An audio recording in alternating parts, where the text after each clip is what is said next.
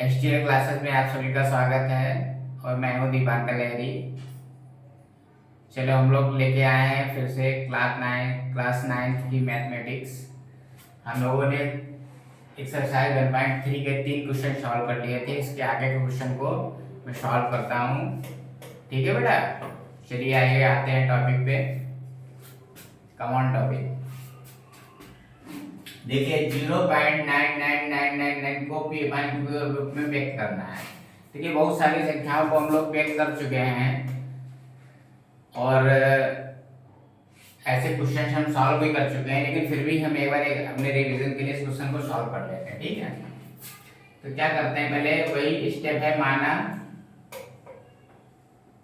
0.9999 बराबर x। ठीक है, इसको हम लोग इस तरीके से भी लिख सकते हैं, x बराबर 0.99999। ठीक है, इसको हम लोग समीकरण 1 मान लेते हैं। आप सभी लोगों के समझ में आ रहा है ना?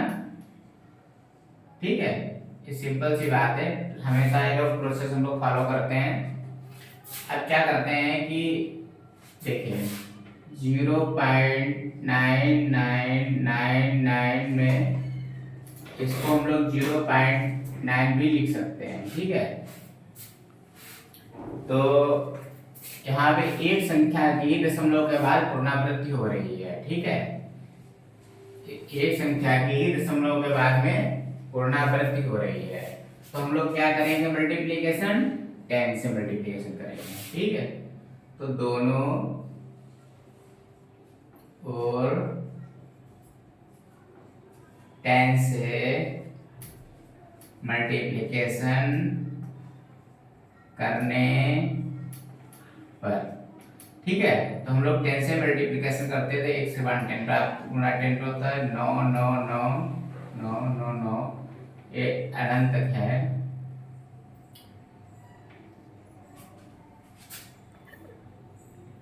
इंटू 10।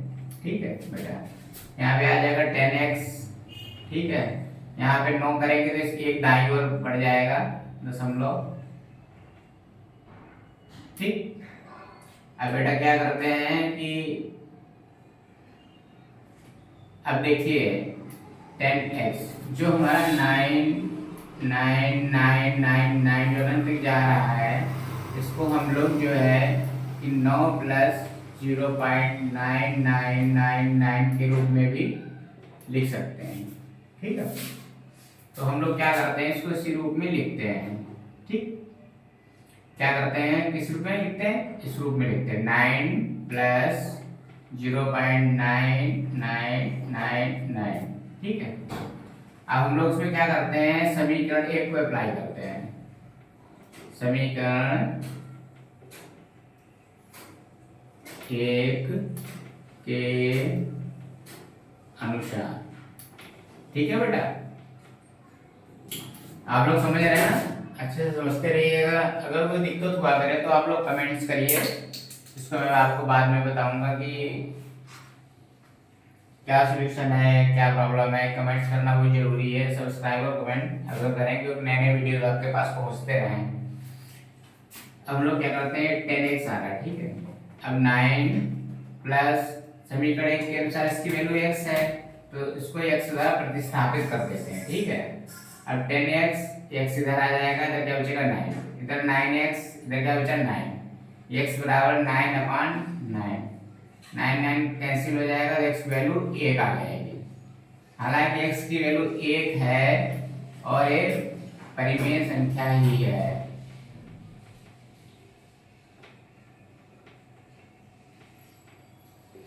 क्योंकि x को हम 1/1 भी लिख सकते हैं, जो p/q के बराबर है, जहां q बराबर नॉट बराबर 0।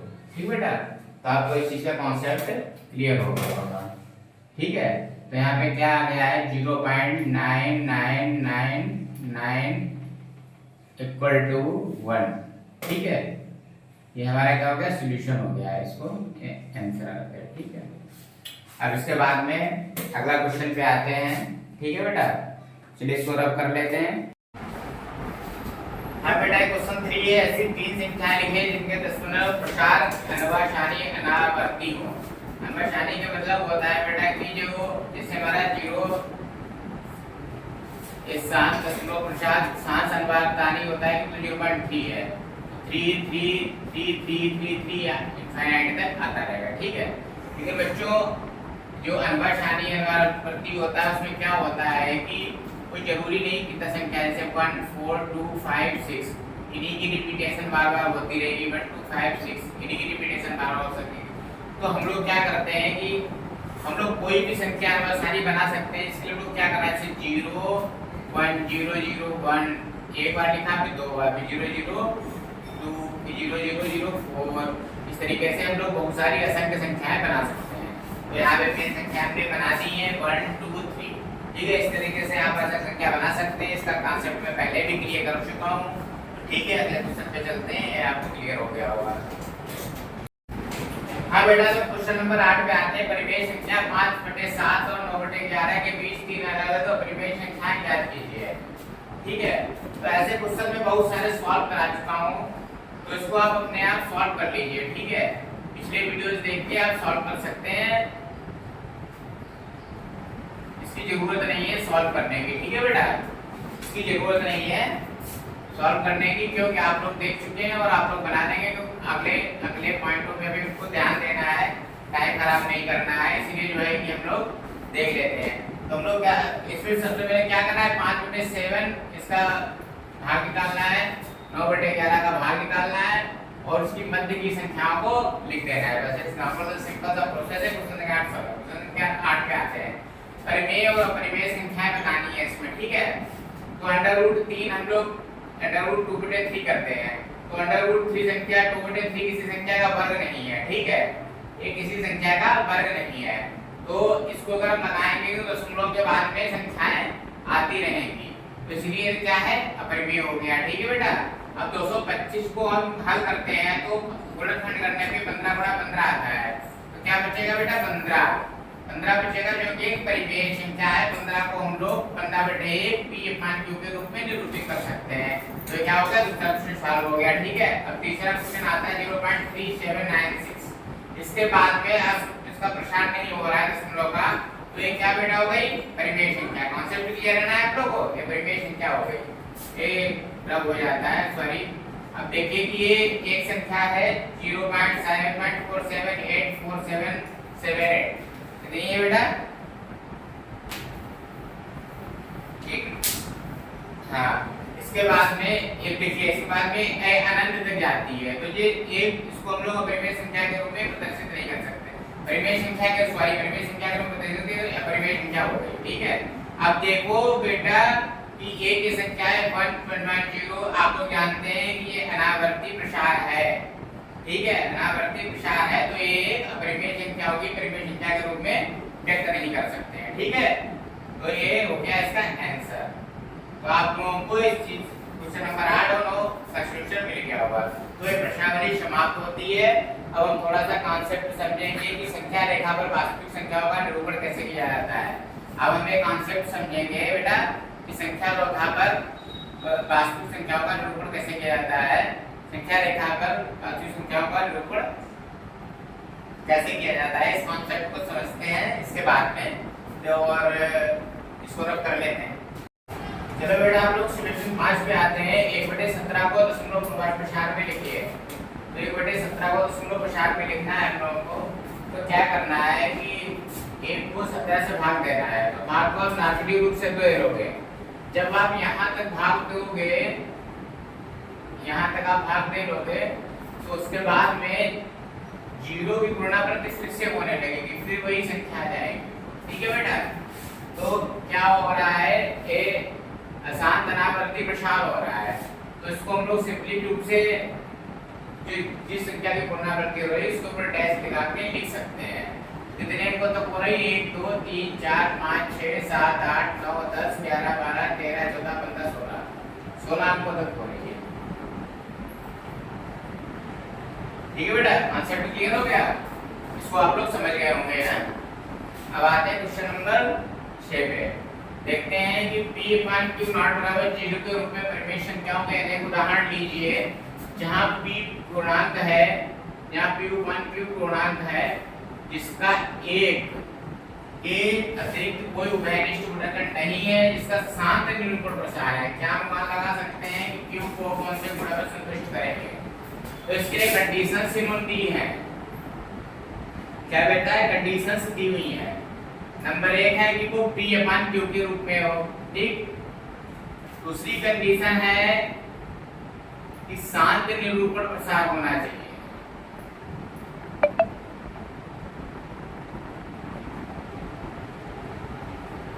और P और Q का जो है उभयनिष्ठ गुणनखंड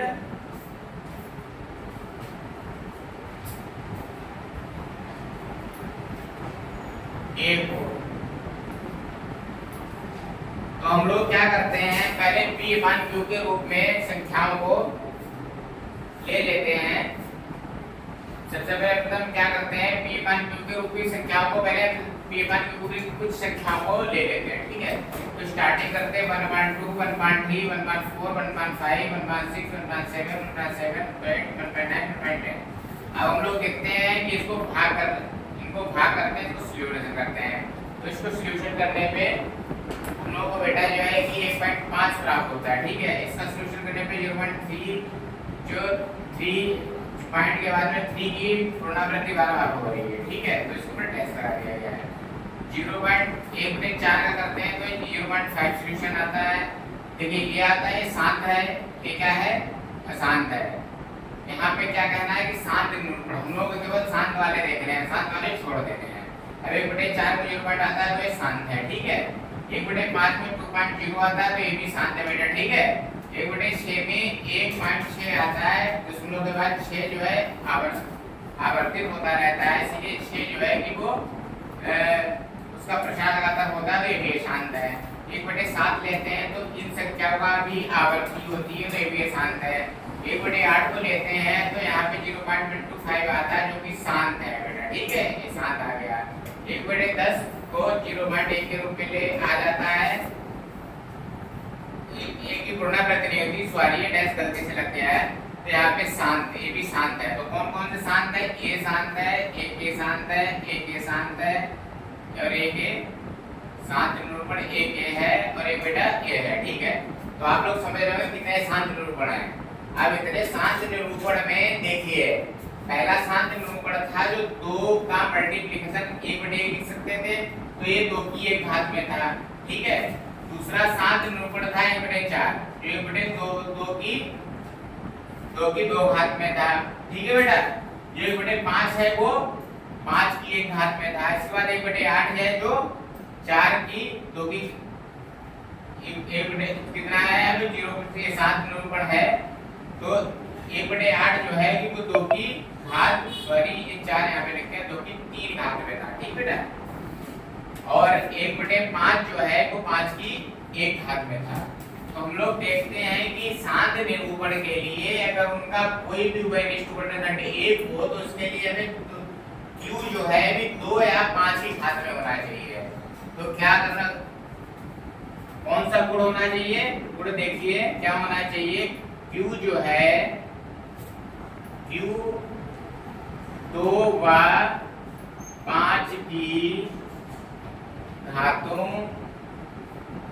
के रूप में होना चाहिए। ये इसका गुण है बेटा, और इसको आप कॉन्सेप्ट क्लियर हो गया होगा, ये इसका सॉल्यूशन है, ठीक है। आप लोग इसको समझ गए होंगे, ठीक है, कॉन्सेप्ट क्लियर हो गया होगा। आगे चलते हैं अगले क्वेश्चन पे। चलो बेटा अब हम लोग आते हैं एक्सरसाइज 1.4 पे, ठीक है। तो 1.4 का पहला क्वेश्चन है, उत्तरोत्तर आवर्धन करके संख्या रेखा पर 3.765 का निरूपण करिए। उत्तरोत्तर आवर्धन हम लोग इसी के द्वारा ही सीख लेंगे, एग्जाम्पल से ही हम लोग उत्तरोत्तर आवर्धन करना सीख लेंगे। तो हम लोग देखते हैं कि संख्या रेखा पर इसका निरूपण कैसे करते हैं 3.765 को, ठीक है। तो हम लोग क्या करते हैं बेटा, सबसे पहले हम लोग 3.746 लेना है। तो इधर देखिए कि 3.465 जो संख्या है वो 3 से जो है कि बड़ी है, और ये इससे छोटी 4 है इससे, ठीक है। इससे बड़ी संख्या, इससे छोटी संख्या 3 से बड़ी है और 4 से छोटी है। तो 3 और 4, इसके बाद डायरेक्ट इसको करें तो 4 आएगी। तो हम लोग पहले एक लाइन लेते हैं संख्या रेखा, ठीक है। और संख्या रेखा पर एक तरफ लिखते हैं 3 और एक तरफ लिखते हैं बेटा 4, ठीक है। अब इसके मध्य बिंदु को हम लोग वो लिख लेते हैं। अब 3 के बाद में हम लोग इसको 5, इसको यहाँ पे एक लाइन और खींच लेते हैं। 3 और 4 के मध्य बिंदु में बेटा क्या हो जाएगा 3.5, ठीक है।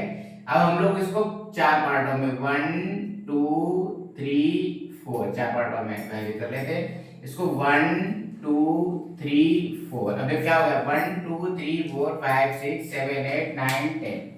अब हम लोग क्या करेंगे, देखिए ये हमारी पटरी स्केल पे दिखेगा नहीं, ठीक है। तो इसके लिए हम लोग आवर्धक लेंस एक आता है जो आप लोगों ने देखा होगा, आवर्धक लेंस, जिसके द्वारा हम लोग उसको बड़ा करके देख सकते हैं। तो इसको आवर्धक लेंस का प्रयोग करके भी हम लोग देख सकते हैं। किसका, आवर्धक लेंस का प्रयोग करके भी हम लोग इसको देख सकते हैं। तो इसको आवर्धक लेंस का प्रयोग करना जरूरी है, ठीक है। तो अब हम लोग क्या करते हैं 3.5 आ गया। अब यहाँ पे क्या आ गया, क्या आ गया 3.1, ए बिंदु होगा 3.2, ए बिंदु होगा 3.3, ए बिंदु होगा 3.4, ए 3.5, ए बिंदु होगा 3.6, ए बिंदु होगा 3.7, ए बिंदु होगा 3.8, ए बिंदु होगा 3.9। 3.9 का मतलब कितना आएगा 4 आ जाएगा। अब हम लोग को 3.7 लेना है, तो हम लोग यहाँ पे क्या करते हैं 3.7 ले लेते हैं, ठीक है। क्या लेना है बेटा हम लोगों को 3.7 लेना है। तो हम लोग इसको 3.7 बिंदु को यहां से लाते हैं, ए देखिए, ठीक है। और ए आया, जे बिंदु आया, ठीक है।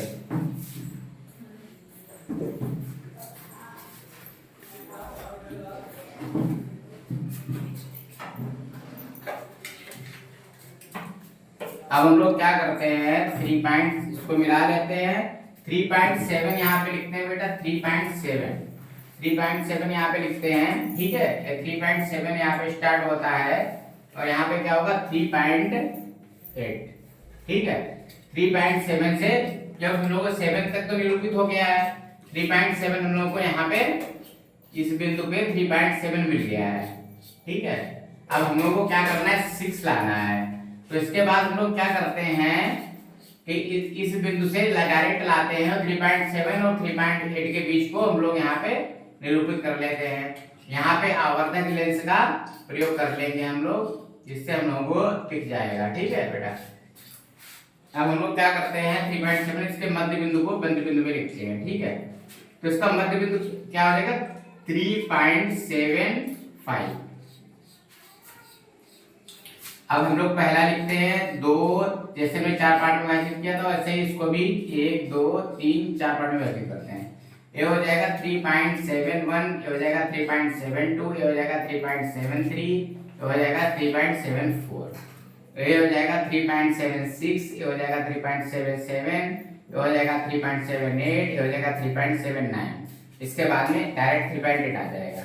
अब देखिए हम लोगों को क्या करना है 3.7 प्राप्त हो गया, 3.76 प्राप्त करना है। तो 3.76 कहाँ पे है, ए है, तो ये क्या हो गया 3.76। तो अब हम लोग यहाँ से 3.76 से भी इसको ले लेते हैं, ठीक है। ऐसे आते हैं, थोड़ा सा बड़ा कर लेते हैं, ऐसे आते हैं और यहाँ से इस तरीके से आते हैं, ठीक है बेटा। यहाँ पे एक लाइन खींच लेते हैं हम लोग लंबी, एक लाइन खींच लेते हैं जो हम लोगों के बिंदुओं को प्रदर्शित करेगी। इसको सीधी सरल रेखा से मिला लेते हैं। इसका एक मध्य बिंदु रख लेते हैं, ओ, ए भी ओ है, ए सॉरी ये है ओ ए ओ है, ठीक है। अब हम लोग क्या करते हैं 3.76 लेते हैं और कहां तक लेना है 3.77 तक। अब इसको हम लोग 4 भागों में विभाजित करते हैं 1 2 3 4, इसको भी 1 2 3 4, ठीक है। अब देखिए 3 पॉइंट ये क्या हो जाएगा 3.761, इसके बाद गणित होगा 3.762, फिर क्या होगा 3.763, फिर क्या होगा 3.764, फिर क्या होगा 3.765, 3.765, फिर क्या होगा 3.766, 3.767, 3.768 और फिर क्या होगा 3.769। ठीक है बेटा, उसके बाद 3.77 आ जाएगा। अब हम देखते हैं हम लोगों को 3.765 प्राप्त करना है, जो देखिए यहाँ पे आ चुका है। तो ये बिंदु हमारा क्या हो गया 3.765। ये बिंदु हमारा संख्या रेखा पर 3.765 को निरूपित करेगा। इसके लिए हम लोग आवर्धक लेंस का प्रयोग करेंगे। यहाँ पर आवर्धक लेंस लगाएंगे जो कि जरूरी है, इसको बोलते हैं आवर्धक लेंस। ठीक है बेटा, आप लोगों को इसका कॉन्सेप्ट क्लियर हो गया होगा। अगर कोई कंफ्यूजन हो तो आप कमेंट करिए, तो उसको हम दिखाएंगे, उसको आगे सॉल्व कराएंगे। ठीक है, अब हम लोग क्वेश्चन संख्या 2 पे आते हैं। ठीक है, देखिए बेटा क्वेश्चन संख्या 2 है, 4 दशमलव स्थानों तक संख्या रेखा पर 4.26 को दिखाइए। अब लोग क्या करना है 4.26 के जो है इसको 4 अंक कितने हो जाएंगे 4.2626, 1 2 3 4 पॉइंट तक हो जाएगा। ठीक है बेटा, और ये संख्या अनंत तक जाएगी। तो अभी हम लोगों ने इससे पहले सॉल्यूशन किया था कि हम लोगों को क्या करना है, तो हम लोग इसमें क्या लेंगे 4.26 के एक कितना है 4 से, ये 4 से बड़ा है और छोटा में से कितना लेना है 5। तो हम लोग उसको संख्या रेखा पर 4 और 5 लिख के संख्या रेखा पर क्या लिखेंगे 4 एक तरफ और इधर लिखेंगे 5। ठीक है, ये आ जाएगा 4.5, 4 भागों में व्यक्त कर लेंगे।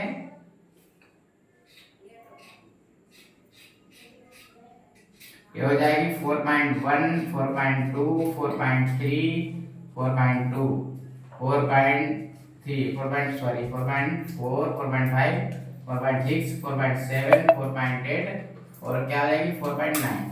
ठीक बेटा, यहाँ पे क्या है 4.2, यहाँ पे क्या है 4.2, तो ए बिंदु क्या है 4.2 ए बिंदु हो जाएगा। ये क्या हो जाएगा 4.2। इसके आगे मैंने आवर्धक लेंस का प्रयोग करके जैसे आपको बताया है प्रश्नावली कैसे सॉल्व करनी है, उस तरीके से आप इसको सॉल्व करिए।